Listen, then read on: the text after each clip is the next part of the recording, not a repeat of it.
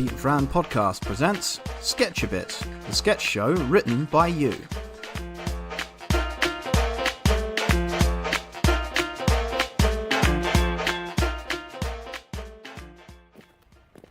Wait, mate, wanna buy some gear? No thanks. Just a little Saturn and give you a buzz? No, really, I'm fine. I don't do drugs.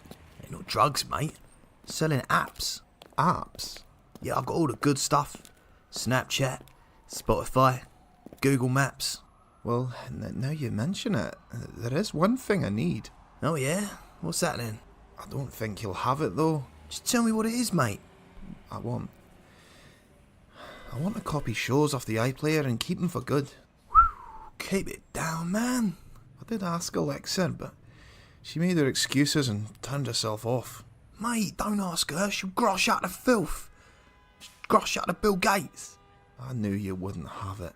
Got it, man. I got it. Look, the iPlayer gear's strong stuff, yeah? But you should only give it to me regulars. I'm desperate. Mary Berry was on the one show and I missed it. When I went to the iPlayer to watch it, gone. I need it, man. I've got to have it. Right, mate, chill out. Take it easy, yeah? Look, the iPlayer crank's going to cost you 100. I've got Amazon vouchers. There. I'll send it to your iPad. Oh, that's a relief. Kirsty walks on Saturday Kitchen. I'll be able to have her on a loop. Yay! You dirty perv. Oh, God! What's in this stuff? Not my problem, mate. Laters. You've cut it with dodgy stuff. You've mixed it with a Channel 5 iPlayer app. Oh, God, no, it's Jeremy Vine. Oh.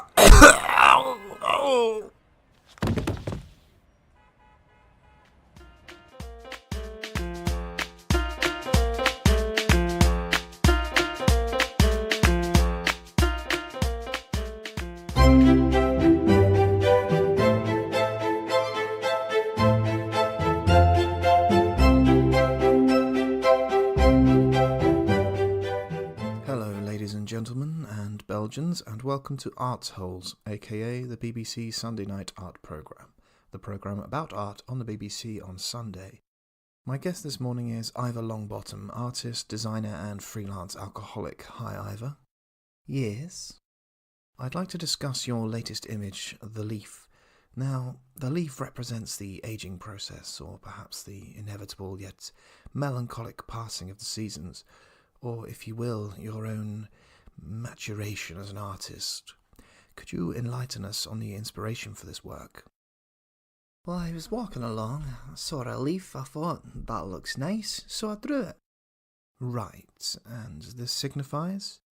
Don't be stupid, it's just a leaf. Good. Your second opus is a study in red and white, a blank sheet with a red splurge across it. As an admirer of Ingmar Bergman and Sylvia Plath, I consider white coldness, emptiness, a barren mindscape, whereas red is its opposite. Dare I say, complement, an excess of emotion, danger and passion? Well, I got a piece of paper, I'd cut myself shaving, I thought, oh, that looks good. Okay, the final work is, man having a wank. Yes, onanism in my universe represents mankind's incessant need for love and fellowship and affection, often emerging through channels of religion or ritual or fine arts. Despite one's harrowing acceptance of the traumatic inability to psychologically and spiritually touch one's innermost soul, whereas... God, you're boring. Oh, you see that blood? Call that a study in red.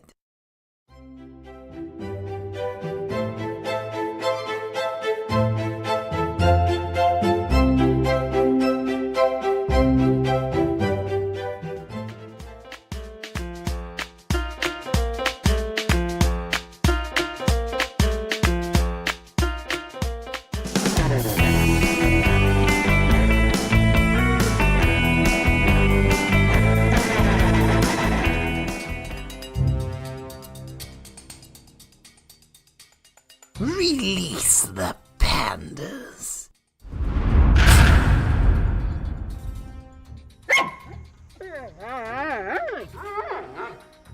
Goodness me, that's scary. Pandas are a kind of bear. So are koala bears. Those are misnamed. They're actually marsupials. I'm disappointed at your lack of education, Mr. Brand. The pandas are vegetarian, though. Nearly always. They've got a powerful bite, and it's just a matter of time before you irritate them. That sounds like a movie title. What? A Matter of Time. It's been done. A young woman's rise to stardom. They don't look irritated. We've got all the time in the world, Mr. Brand. Another movie title? All the time in the world? Yes, a family in a cabin in the Yukon. And if only you'd irritate the pandas as much as you're irritating me. Aren't you going to scoot off somewhere in a rocket or a submarine? The thing about real evil geniuses is we've seen the movies. I might die of boredom first. Perhaps a game while we wait. I Spy? I hope you come up with something rather better for your last words, Mr. Brand. What game did you have in mind? 20 questions would be a better challenge for our intellect. Your intellect, that is.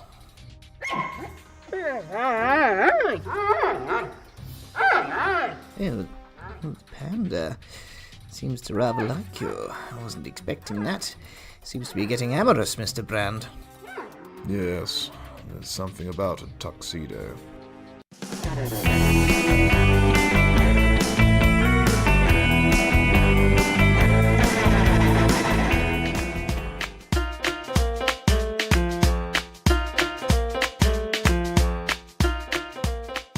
And now on BBC World, a special report from the Isle of Sompting.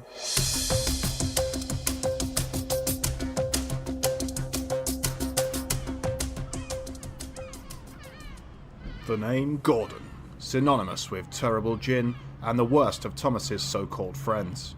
Here on the Isle of Sompting, the name is also associated with those things. However, it is also notorious as an epicenter for glue production. Gordon's Glue run the biggest sealant operations south of Hull, and indeed north of Hull. Renowned in glue manufacturing circles, Sompting boasts a sizable production and distribution area, which accounts for 2/7 of the island's employment. However, their operation is not without its disadvantages. Gordon's is infamous among critics of the fixative industry. Their unethical practices have left many of their ex-employees addicted to glue, which isn't nearly as addictive as heroin or many other drugs.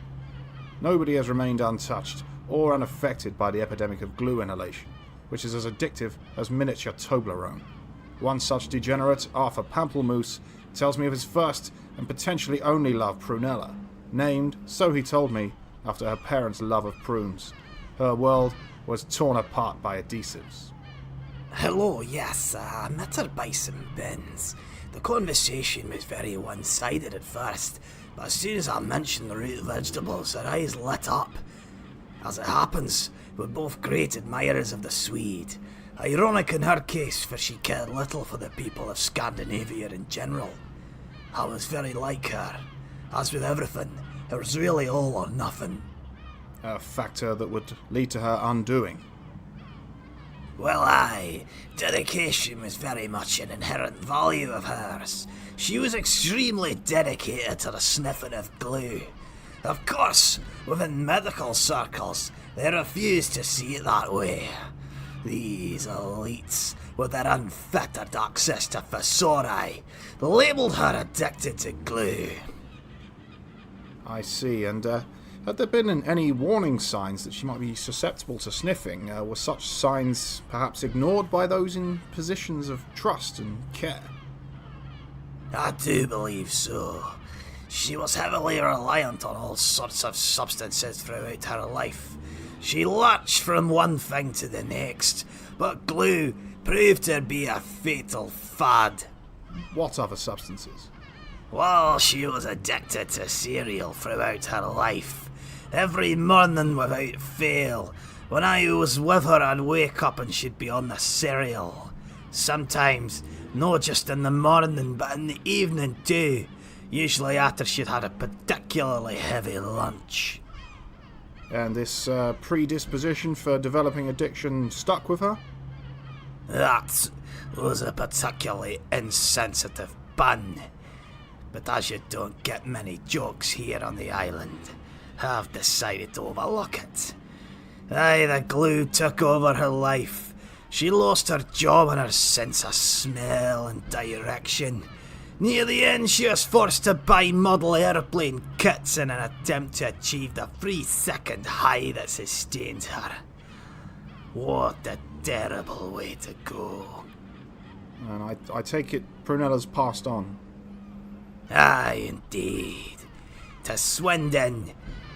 Very good glue rehabilitation facilities there. I'm afraid that's all we've got time for here on the Isle of Sompting. We approached Gordon Ramsay for comment in regard to this case, but he insisted that he wasn't the same Gordon and was not connected to glue.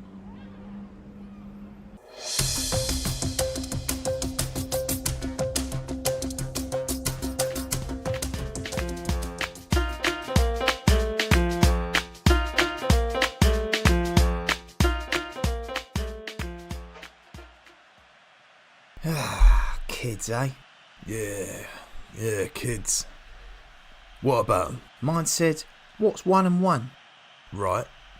What's that for then? I don't know. 1 and 1 what? He didn't say. He's a boy, so he's got one. Got one what? You know, every boy's got one. Got one what? You must know, come on. No.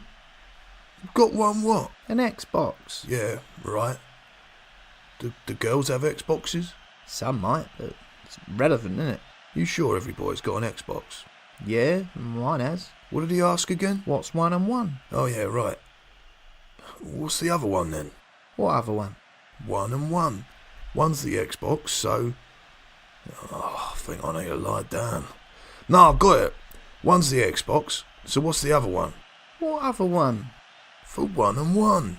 Well, must be something else that every boy has. What's that then? Let me think. No. So what did you tell him? Well, that's the clever bit. Oh, right. I said there's 2 beers in the fridge.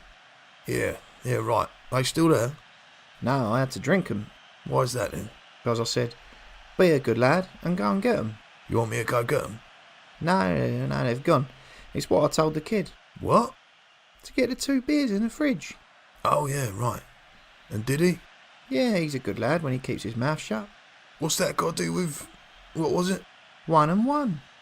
Yeah, 1 and 1. Well, he got his mind off it. Gave me time to think about it.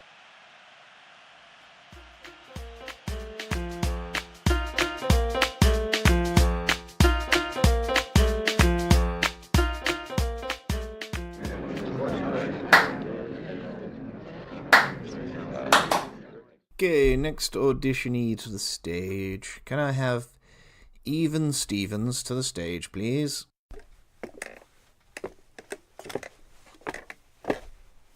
Hi, my name's actually pronounced Evan. Sorry about that. There must be a typo on my sheet. It's spelled E-V-E-N here. Well, that's how I spell it. Excellent. So, can you tell me what productions you've been in previously? I was in a local independent film last year. It was a thriller about a cabbie who plunges into the River Thames. I played the frogman who had 2 hours to save him before his air ran out. And what was that called? Taxi Diver?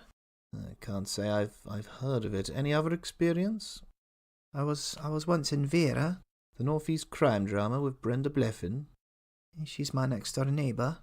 Right, so you'll be aware that I'll need a dramatic and a musical piece from you today.